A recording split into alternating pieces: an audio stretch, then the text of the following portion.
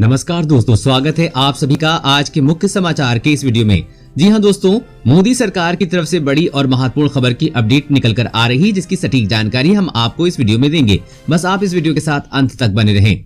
लेकिन उससे पहले आपसे एक छोटी सी रिक्वेस्ट है कि मुझे इस वीडियो को बनाने में बहुत मेहनत लगती है, तो इस मेहनत के लिए वीडियो पर एक लाइक जरूर कीजिएगा। साथ ही वीडियो के नीचे दिए गए इस लाल बटन को दबाकर चैनल को सब्सक्राइब कीजिए और इस घंटी को भी दबाइए ताकि आपको दिन भर की बड़ी खबरों की जानकारी लगातार मिलती रहे।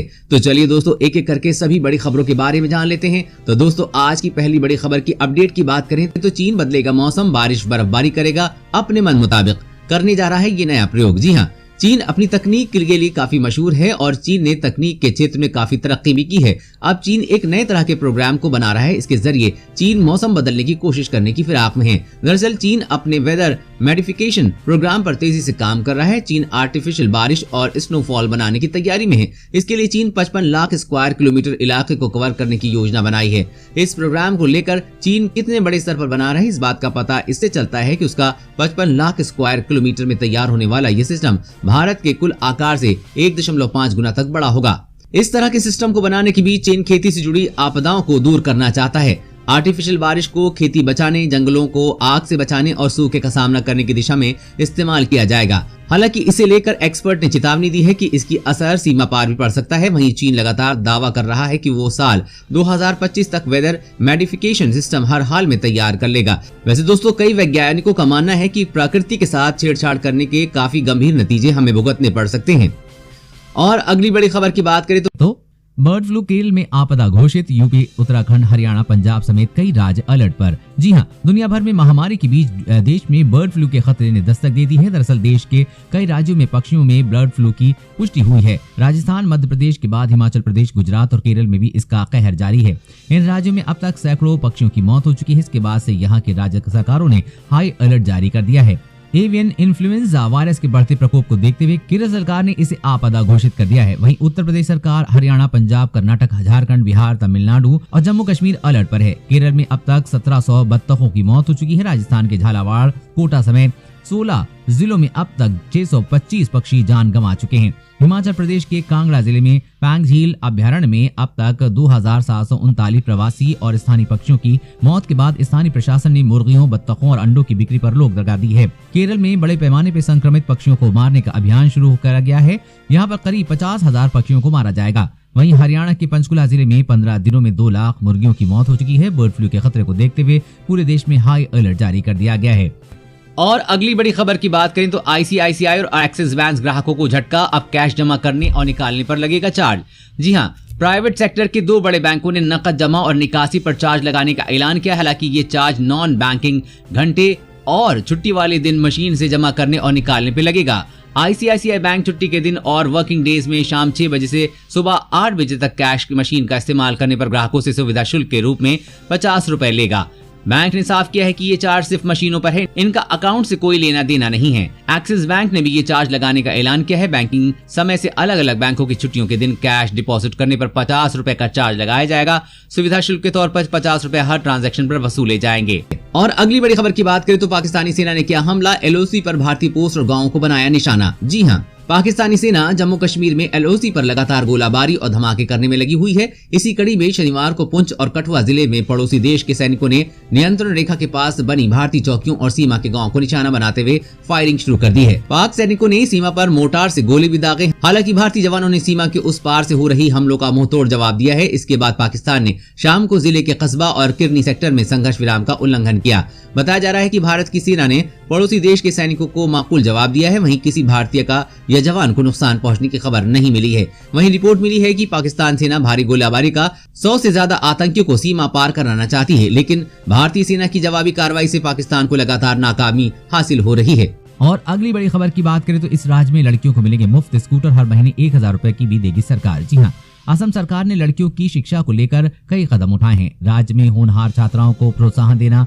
रोजाना स्कूल आने के लिए आर्थिक मदद देना और मेरिट में आने वाली लड़कियों को स्कूटर देना जैसी योजनाएं शामिल हैं। राज्य सरकार 12वीं कक्षा में फर्स्ट डिवीजन पास होने वाली लड़कियों को मुफ्त स्कूटर दे रही है। इतना ही नहीं, लड़कियों को रोजाना स्कूल आने में प्रोत्साहित करने के लिए आर्थिक मदद भी मुहैया कराई जा रही है। असम के शिक्षा मंत्री हेमंत बिस्व शर्मा ने कहा है कि राज्य सरकार छात्रों को स्कूटर और आर्थिक प्रोत्साहन देगी ताकि ये सुनिश्चित किया जा सके कि वो नियमित रूप से कक्षाओं में शामिल हों। हेमंत बिस्व शर्मा ने कहा है कि राज्य सरकार 12वीं कक्षा फर्स्ट डिवीजन में पास करने वाली छात्राओं को प्रज्ञान भारती योजना के तहत दुपहिया वाहन वितरित कर रही है। उन्होंने कहा कि राज्य सरकार उन सभी छात्राओं को स्कूटर मुहैया कराएगी जो राज्य बोर्ड से प्रथम श्रेणी में उत्तीर्ण हुए हैं, भले ही ये संख्या कितनी भी हो। साथ ही हर महीने 1000 रुपए भी दिए जाएंगे। दोस्तों, ऐसी योजना पूरे देश में होनी चाहिए या नहीं, नीचे कमेंट करके बताएं ताकि देश की लड़कियों को आगे बढ़ सके और अच्छी पढ़ाई कर सकें। और अगली बड़ी खबर की बात करें तो Samsung big TV day sale में स्मार्ट टीवी के साथ फ्री मिल रहा है स्मार्टफोन और साउंड बार। जानिए कैसे उठाएं फायदा। जी हां, अगर आप शॉपिंग करने की सोच रहे हैं तो सैमसंग लाया आपके लिए बड़ी सेल। जी हां, सैमसंग ने बिग टीवी डे सेल पर शुरू किया है। इसमें सेल में सैमसंग अपनी प्रीमियम स्मार्ट टीवी रेंज पर कुछ खास ऑफर दे रहा है। बता दें कि ये ऑफर्स आपको ऑफलाइन खरीदारी करने पर मिलेंगे। ये सेल में ग्राहकों को free smartphone, free sound bar, 20% तक का कैशबैक और EMI समेत कई ऑफर्स दिए जा रहे हैं। बिग टीवी डे सेल 31 जनवरी तक मिल चलेगी। सैमसंग बिग टीवी डे में 55 इंच और उससे ज्यादा इंच के सभी प्रीमियम टीवी पर EMI ऑप्शन और कैशबैक ऑफर कर रही है। ग्राहकों को सैमसंग के स्मार्ट टीवी पर 20% तक का कैशबैक और एक्सीडेंट वारंटी मिल रही है। इस ऑफर में यूजर 1990 रुपए की शुरुआती EMI पर टीवी खरीद सकेंगे। इन ऑफर का लाभ कंपनी के सभी बैंक पार्टनर और आधिकारिक ऑफलाइन स्टोर्स पर उठाया जा सकेगा।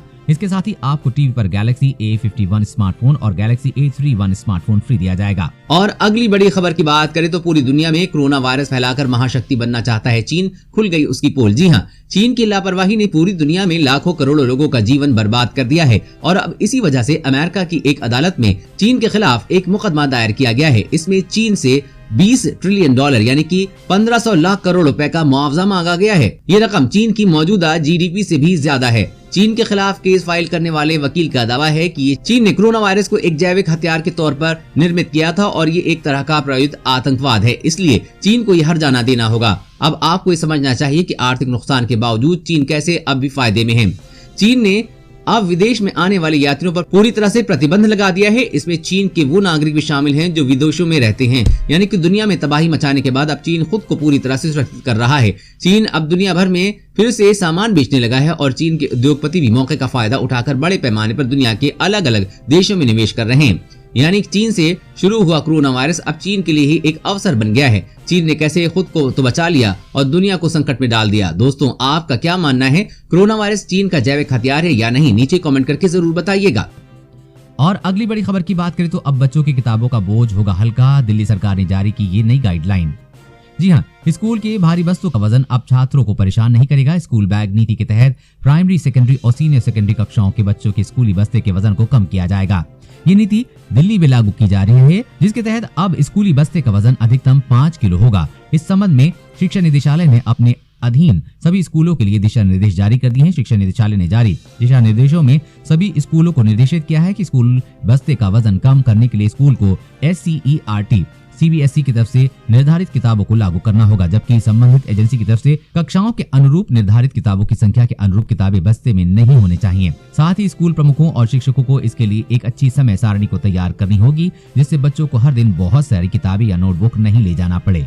और अगली बड़ी खबर की बात करें तो क्या टीका लगवाने के बाद खत्म हो जाएगा कोरोना संक्रमण का जोखिम? जाने क्या कहते हैं विशेषज्ञ। जी हाँ, कोरोना का टीका आने के बाद भी मास्क का इस्तेमाल जारी रखना पड़ेगा। पिछले कुछ समय से डॉक्टर ये बात लोगों को समझाते रहे हैं। इसी बीच हरियाणा के मंत्री अनिल विज को तीसरे चरण के ट्रायल में टीके की पहली डोज लगने के बावजूद रिपोर्ट पॉजिटिव आने की सूचना के बाद वैक्सीन की विश्वसनीयता पर भी नए सिरे से चर्चाएं शुरू हो गई हैं। आइए जानते हैं इस बारे में क्या कहते हैं विशेषज्ञ।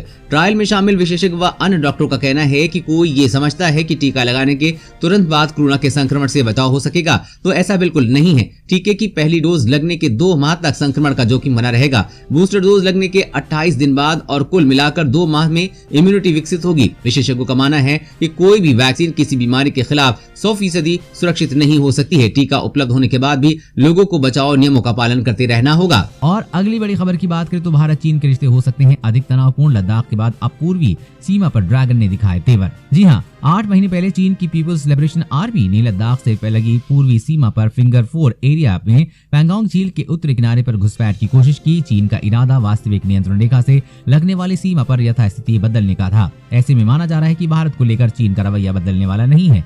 लद्दाख में हुआ विवाद तो सिर्फ एक शुरुआत था। माना जा रहा है कि एशिया के दो सबसे बड़े मुल्कों के बीच आने वाले वक्त में रिश्ते और भी बिगड़ सकते हैं।